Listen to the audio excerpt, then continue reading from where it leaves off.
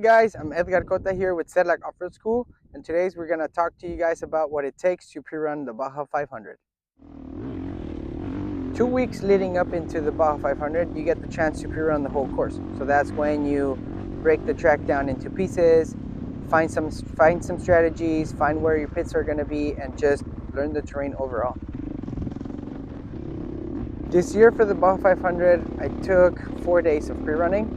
The first 2 days, you want to go out there and do as much track time as you can. So I went out for some long days. I did 250 miles the first day, 200 plus miles the second day. That way it gives you a rough estimate of kind of how long the course is and how rough it is.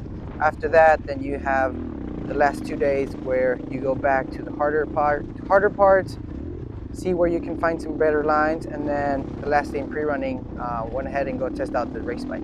Testing out the race bike is very important because you want to know how the bike is going to act, right? So pushed a little bit on the limit. Most of it was just nice and easy.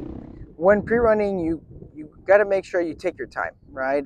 It can get very dangerous in the race day, especially without the dust. So while pre-running, you got to make sure you know where all the most dangerous parts are at, or just the most physically demanding parts. So that's when you slow it down. Obviously you don't ride race speed, but you do ride at a fun speed, have some fun. Most than anything, focus about the big dangerous parts. For the support crew during pre-running, it's a lot of fun, right? They go from place A from point A to point B without any really crazy time to get to the next spot. So it's cool for them. They get to enjoy the scenery, but at the same time, it's very important for them because they know where they're going to set up their pits throughout the race. So once they get to the spot that I will be arriving to, they scope out the area, find a good flat area to build a pit stop, and then from there we go to the next one. Same thing. Find great spots around the race course to have the best pit scenario.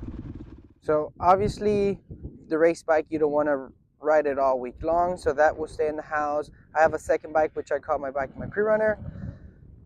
At the end of the day, they could be around the same bike, but my pre-runner has a way bigger tank, especially for doing the sections a couple of times, or just not knowing how much gasoline you will need from point A to point B. So I run it safe. I have a bigger gas tank on it. When it transfers over into the race bike, gas tank shrinks a bit, makes the weight of the bike a lot lighter and easier for the bike to handle. With the suspension of both bikes, they're both the same. That way I get to test throughout the week how the suspension will work on the race bike. And then engine, same stuff. I run all OEM just because I know gas is a very reliable engine. So communication out there is very, very important. So usually I carry a Garmin spotter. That way my chase crew has a live timing location of where I'm going. Then at the same time, some people do carry satellite phones in case of an emergency. It's easy to pull it out. Let your team know kind of what happened. Let them know that you're going to take a little bit of time, or let them know if they need to come get you.